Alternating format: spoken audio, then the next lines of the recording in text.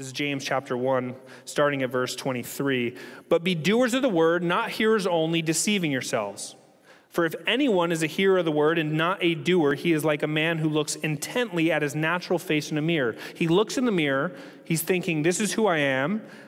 But then verse 24, for he looks at himself and goes away and at once forgets what he was like. So that's how, he's saying this is how we are with the Bible. We look at the law of God, we say, I know the law of God, and then we walk away from the Bible, and then we totally forget the law of God.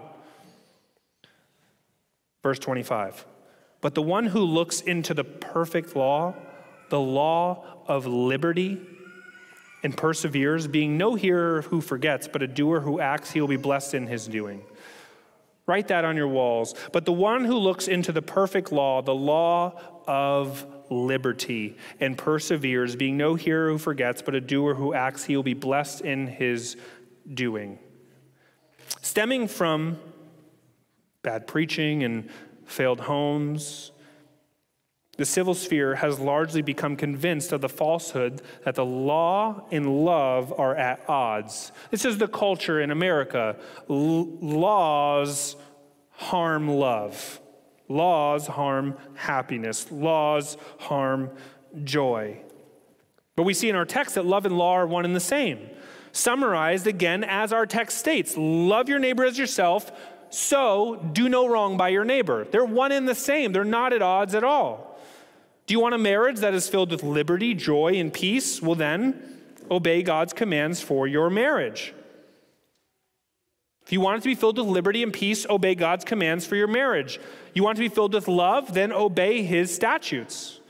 Husbands, lay down your life. Don't be lazy, apathetic, or domineering. Sacrifice daily for your family and serve them joyfully. Enjoy them and lead them. Wives, Jesus says, submit to your husbands as the church submits to Christ. Be faithful to one another. Be intimate with one another. Magnify the Lord together. If you do these things, your marriage will be filled with liberty and peace. You won't spend a minute of your marriage worrying like the pagans do about cheating, deception, rampant selfishness. You won't have to spend your time convincing your spouse about the desires that you have that are not met. You won't have these anxieties if you just love one another, which means obeying God's laws for your marriage. Do you see the connection here? Freedom, church, is found in righteousness, and righteousness is expressed in the law. Freedom is found in righteousness, and righteousness is expressed in the law of God. Only the person who bound themselves, for example, to the piano for 50 years has the freedom to play the piano at the highest level. Freedom was purchased in their binding to their practice, to the laws of piano. Only the person who bound themselves to fathering every day for years will see the fruits of a well-fathered child, which even the pagans recognize statistically makes the biggest difference in a child's life.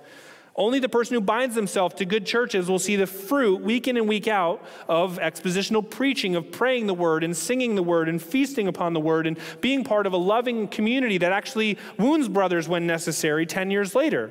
It is rare to think on any given week, oh man, that sermon revolutionized me, or that song or that worship service revolutionized me. But when you look back 5 years, you think, I have changed so much. The Lord has sanctified me so much in this community. He has worked so consistently day in and week out in the Word of God to make me more like His Son as a part of being a part of these people, His people. We see that liberty and law are not at odds.